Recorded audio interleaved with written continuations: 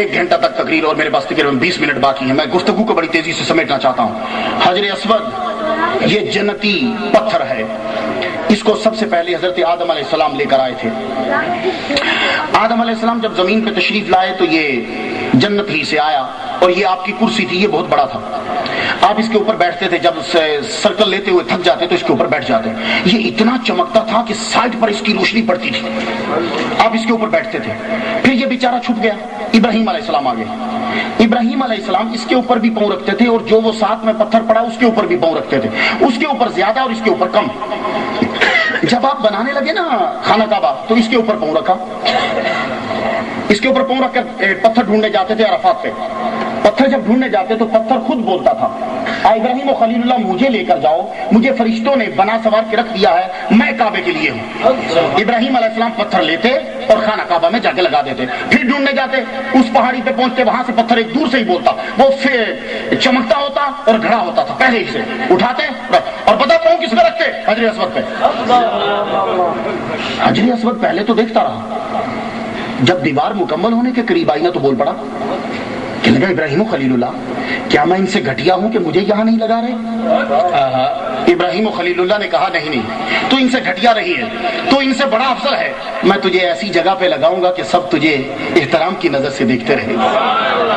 یہ پتھر چلتا آیا، اس کو بڑے لوگوں نے چوما، بڑے لوگوں نے چوما، یہ سفید تھا، اس کو مشرک بھی چومتے تھے، اس کو کافر بھی چومتے تھے، یہ بیچارہ بڑی دفعہ ٹوٹا ہے، یہ 22 سال تک مکہ سے غائب رہا ہے، اس کو ابو طاہر اٹھا کے لے گیا تھا، 339 کے اندر اس کو واپس پلٹایا، یہ 22 سال تک مکہ سے غائب رہا، اس وقت اس کے میجر 3 پارٹ ہیں اور اس کے چھوٹے چھوٹے بہت سے ٹکڑے ہیں، اس کو انبر اور چیزیں مسک اور کچھ ایسی گریس لگا کر اس کو جوڑا گیا ہے، ارد گرد اس کو چاندی لگائی گئی ہے۔ اس بیچارے کے اوپر اتنے اٹیک ہوئے ہیں، 339 میں اس پر اٹیک ہوا، پھر 3693 پر اس پہ اٹیک ہوا، پھر 1413 پر اس پہ اٹیک ہوا، پھر اس کے اوپر 990 پہ اس پر اٹیک ہوا، پھر 1351 پہ اس پر اٹیک ہوا، اتنی مرتبہ اس پر اٹیک ہوا کہ بیچارہ بہت ٹوٹا، بڑی دفعہ اس پر خنجر سے حملہ ہوا۔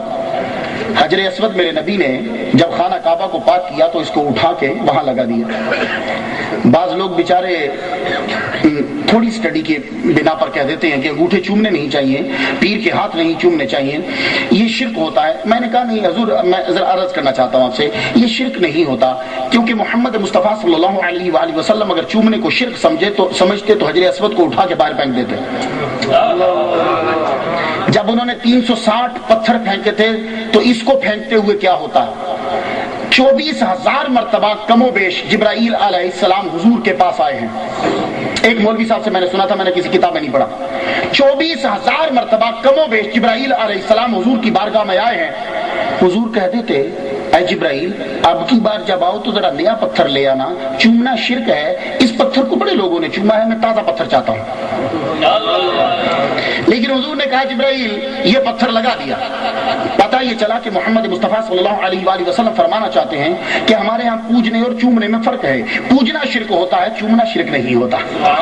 حجر اسود کو لگایا اور آج آپ سب لوگ جو ہے اسے جا کے چومتے ہو۔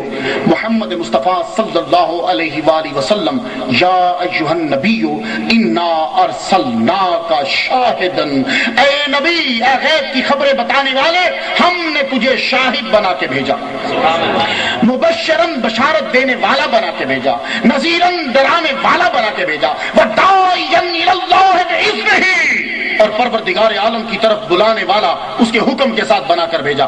یہ داعیا مبشرن نذیرن، یہ آپ سمجھتے ہیں، یہ علماء سمجھیں گے، یہ جو زبریں ہیں نا، ان ارسلناک، ہم نے تجھے بھیجا اس حالت میں کہ تو شاہدن، مبشرن، نذیرن، داعین، یہ سارا کچھ نبی پہلے تھا پھر بھیجا۔ جن کو تھوڑی سی شرح متعامل آتی ہے وہ اس کو سمجھ آئیں گے، اگر شرح متعامل پڑی ہے تو انا ارسلناک سے آگے شاہدن، مبشرن، نذیرن، داعین کو کیا بناؤ گے؟ جب بناؤ گے حال فلحال بنا ڈالو گے نا۔ میں اس بندے سے ملا، وہ بندھا ہوا تھا، تو بندھا ہوا پہلے تھا، ملے بعد میں ہو۔ میں اس بندے سے ملا وہ پانی پی رہا تھا تو وہ پانی پہلے پی رہا تھا تو ملا بعد میں ہے، میں نے اس کو بنا کے بھیجا شاہد مبشر نذیر دائی، وہ مبشر شاہد نذیر دائی پہلے تھا بعد میں بھیجا تو جو ہے۔ لیکن اب میں لے چلوں ابو الانبیاء کی طرف۔ ابراہیم علیہ السلام 7 نبی چھوڑ کر سارے نبیوں کے باپ ہیں، صرف ٹوٹلی 7 نبی چھوڑ کر 7 نبی، جو کچھ ان سے پہلے پیدا ہوئے اور حضرت لوط علیہ السلام اور ایک جو ان کی نسل سے نہیں ہے، 7 نبی چھوڑ کر ابراہیم علیہ السلام سارے نبیوں کے ابا جی ہیں، اس لیے ان کو ابو الانبیاء کہتے ہیں۔ ابراہیم علیہ السلام کے بارے میں قرآن میں پڑھتا ہوں، انی جاعلک للناس اماما، لیکن حافظ اس سے پیچھے ذرا پڑھے، حافظ کہیں گے کہ مختار تو نے پورا نہیں پڑھا، اس سے پیچھے یہ ہے اللہ تعالیٰ نے وَإِذِ ابْتَلَىٰ إِبْرَاهِيمَ رَبُّهُ بِكَلِمَاتٍ فَأَتَمَّهُنَّ قَالَ إِنِّي جَاعِلُكَ لِلنَّاسِ إِمَامًا۔ 7 نبی چھوڑ کر سارے نبیوں کے باپ کا پہلے امتحان لیا پھر امام بنایا۔ بھائی قرآن سمجھنا چاہتے ہو نا؟ 7 نبی چھوڑ کر 1,24,000 میں سے 7 نبی نکالو، باقی نبیوں کا باپ رب قرآن میں کہتا ہے وَإِذِ ابْتَلَىٰ إِبْرَاهِيمَ رَبُّهُ، اس کے رب نے ابراہیم کی آزمائش کی، پھر کہا انی جاعلک للناس اماما، ہم نے تجھے امام بنایا۔ تو ابراہیم علیہ السلام کا پہلے امتحان لیا پھر امام بنایا، محمد مصطفیٰ کو پہلے شاہد مبشر نذیر بنایا پھر بھیجا۔ یا ایھا النبی انا ارسلناک شاہدا ومبشرا ونذیرا وداعیا الی اللہ باذنہ وسراجا منیرا۔ اے محمد مصطفیٰ صلی اللہ علیہ وسلم، ہم نے تجھے بھیجا، ہم نے تجھے بھیجا۔ تو جب کوئی چیز بھیجی جائے اس میں 3 چیزیں ہوتی ہیں، ایک بھیجنے والا، ایک جو چیز آ رہی ہے اور ایک جس کی طرف آ رہی ہے۔ واہ واہ واہ واہ واہ۔ امریکہ سے مختار نے پیسے بھیجے ماں جی کو تو 3 آ گئے نا، ایک میری ماں آ گئی، ایک بیچ میں پیسے آ گئے، ایک میں آ گیا۔ تو جب کوئی بھیجے تو 3 چیزیں تو کم از کم مسٹ ہیں، ایک بھیجنے والا، ایک آنے والی جس کی طرف آیا۔ تو یہ تینوں چیزیں مثل نہیں ہوتی ایک دوسرے کی۔ میں نے جب اپنی ماں کو پیسے بھیجے تو نہ میں ماں جیسا ہوں نہ پیسے میری ماں جیسے ہیں، پیسے میری مثل بھی نہیں، پیسے میری ماں کی مثل بھی نہیں۔ بھیجنے والا میں، آنے والے پیسے جس کی طرف آئے میری ماں جی، نہ پیسے میری مثل ہیں نہ پیسے میری ماں کی مثل ہیں، پیسے مجھ جیسے بھی نہیں، پیسے میری ماں جیسے بھی نہیں ہیں۔ تو بلا تشبیہ عرض کروں، رب نے کہا میں نے محمد بھیجا، بھیجنے والا رب ہے، آنے والے محمد مصطفیٰ ہیں، جن کی طرف آئے وہ ہم ہیں۔ تو محمد نہ خدا جیسا ہے نہ ہم جیسا ہے۔ غلطی کرتا ہے تو بڑی غلطی کرتا ہے، بہت غلطی کرتا ہے، اتنی غلطی نہ کر قیامت قریب آ گئی، بہت موقع، وقت بڑا کم ہے، غلطی نہ کر۔ میں ایک دن صاحبزادہ صاحب تشریح کر رہا تھا، خامر صاحب توجہ رہے، آپ مقرر ہیں ماشاءاللہ، آپ کی تو سنا کیسٹس بھی، تقریروں کی کیسٹ سنی تھی، نقابت کی کیسٹ پہلی دفعہ سن رہے ہیں ماشاءاللہ، خدا اور عزت ہے۔ جو نبی کے در کے ساتھ لگ جاتا ہے رب تعالیٰ اس کو نواز دیتا ہے۔ عیسیٰ علیہ السلام ابھی تک سارے نبی اپنی قبروں میں ہیں، عیسیٰ 4تھے آسمان پہ عیش کر رہے ہیں، میلاد بھی مناتے رہے ہیں۔ مبشرا برسول یاتی من بعد اسمہ احمد، یہ جیزس کا عیسیٰ کا جملہ ہے۔